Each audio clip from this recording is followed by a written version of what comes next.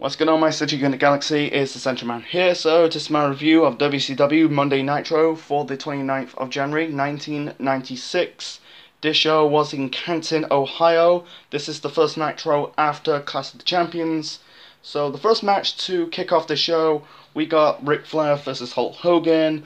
Hogan entered the ring with hot, beautiful ladies, including woman. That is Nancy Sullivan, aka Nancy Benoit. The reason why I call her Nancy Sullivan, because at the time she's married to the WCW booker at the time, that is Kevin Sullivan, the Taskmaster. She will marry Benoit in the year 2000.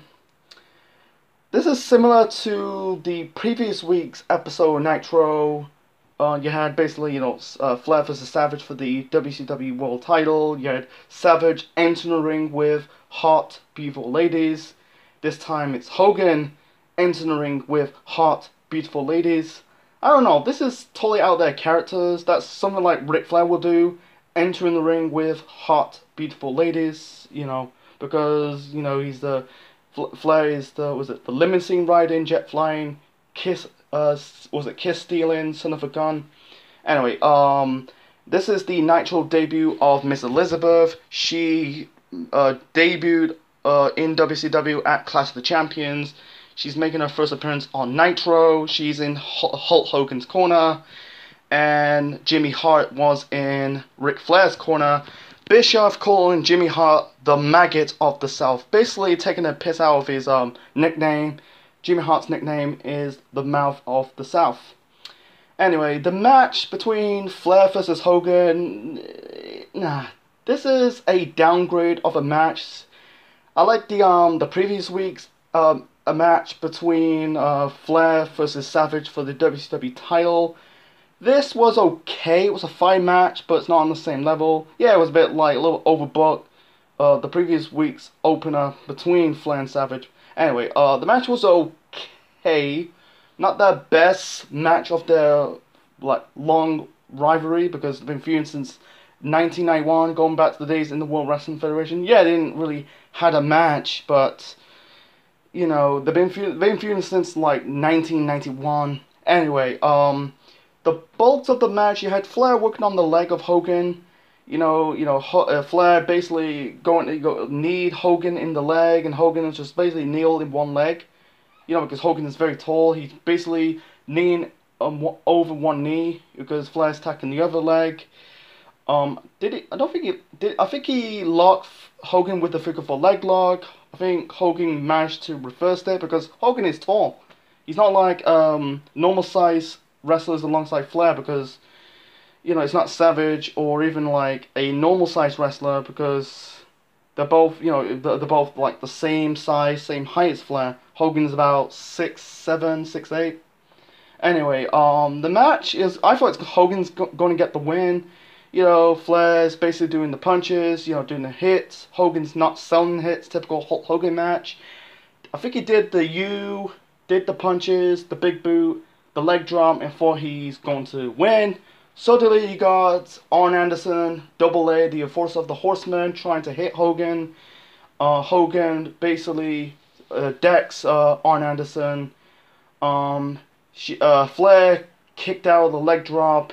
And then suddenly, before that, you had basically Jimmy Hart choking Hogan with his, I think it was a red stuff, I think it was his tie or something, without the referee noticing. Yeah, and in the end, you had basically you had Jimmy Hart and Arn Anderson trying to kidnap Miss Elizabeth. That's totally out of their characters, I don't want to get into it. In the end, Flair basically poked Hogan in the eye with some foreign object. Yeah, they call it the international object. I don't know why they call it. That's under Ted Turner rules. I think it was, I think it's one of Miss Elizabeth's heels. Flair pins Hogan for the victory, and then Savage came to the rescue, and Hogan was bleeding. Good to see blood. Look, we guess we saw some blood. We get some blood in this match. I don't know, it's after this match. He's selling the eye injury. Yeah, I think he literally got poked in the eye. And then we got the second match of the show. We got the Face of Fears That is Ming and Barbarian taking on the return of the Road Warriors. That is, Hawk and Animal. I think they made their returns at Clash of the Champions, first time in years, because Hawk basically quit the WWF after SummerSlam because he was a hype of his drug addiction. He formed his version of L.O.D, the Legion of Doom, the Road Warriors in Japan. They went their separate ways, and I think Hawk was in WCW before. I think he was in this mini feud with Kurosawa. I covered Halloween Havoc 95. This was Animal's first appearance on Nitro. The match between the Face of Fears and the Road Warriors. This was a good match. It was a bit boring, but they told a good story between the Face of Fears and the L.O.D, the Road Warriors. But I'm gonna call them the Road Warriors. The fans were chanting L.O.D, L.O.D, L.O.D. Really the bulk of the match, you had, Barbarian and Ming, ganging up on Animal. Before that, when I think it was Barbarian or Ming, one of them hit like a power driver. I think it was Barbarian.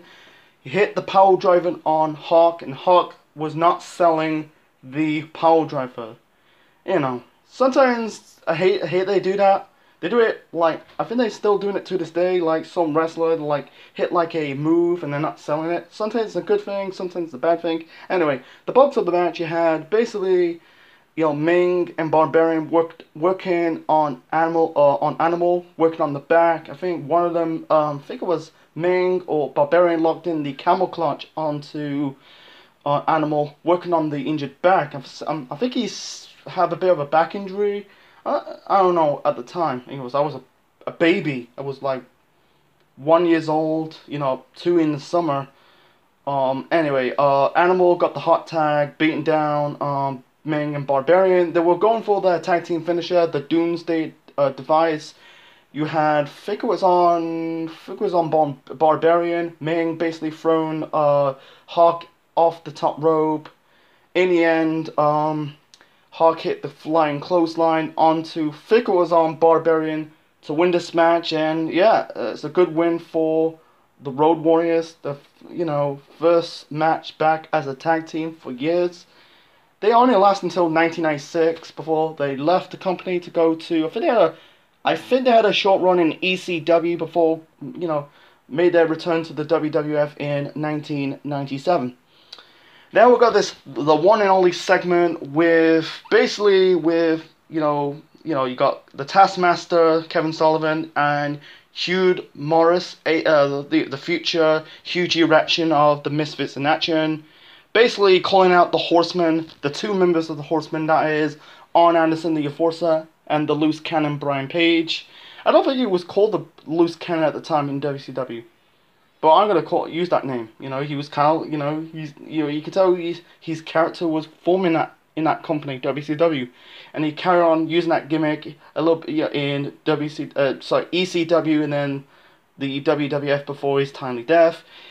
Basically, Taskmaster said to Arn Anderson, you went back on his words. Something about like you're not trusting Brian Pillman, and then he said about like you got to discipline Brian Pillman or suffer the consequences. You thought like Arn Anderson's gonna really punish Brian Pillman. Said you're not an interventional, you're part of the team. He's about to whip Pillman with the belt, and all of a sudden Morris and Sullivan basically beat down both Arn Anderson and Brian Pillman. Sullivan hit Pillman in the back with the belt. Arn Anderson came to the rescue. Basically hit Hugh Morris with the DDT. He came trying to go after Sullivan. Sullivan left, and then afterwards, Arn Anderson basically challenged and Kevin Sullivan to a match. I think it was a tag team match. He said one of you and his cronies, and it ends with Brian Pillman says, "I got you into this. Now I'm gonna get you out of this." So, by the way, when Sullivan hits Pillman with the belt, that settled I think it was a rope match at Super Brawl. That was the same match when basically Pillman broke the fourth wall. You know, said, "I respect you, Booker Man." You know, I'll review Super Bowl 6 in the near future. So moving on to the next match. This is the next match. It was, you know, it's basically we had Medusa versus Sister Sherry, formerly known as Sensational Sherry of the WWF. This is after a segment at Clash of the Champions. It was supposed to be a wedding between Sherry and Colonel Robert Parker. Basically, I'm guessing Medusa gate crashed the wedding, throw her into the buffet table. This is set up this match on the show.